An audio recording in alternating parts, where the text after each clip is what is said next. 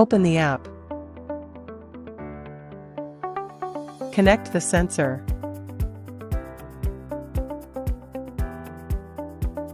Select the time. Press and hold the exposure switch to start exposure.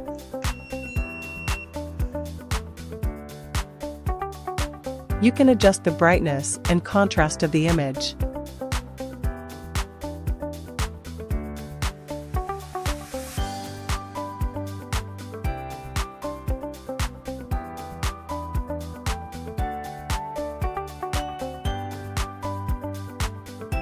Close or save the image. Then you can return to the capture page to continue capturing images.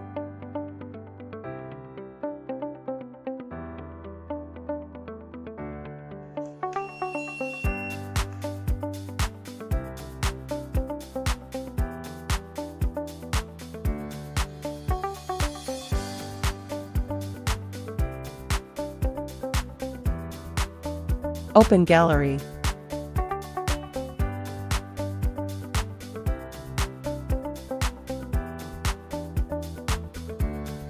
In addition to editing, you can also share images via Bluetooth.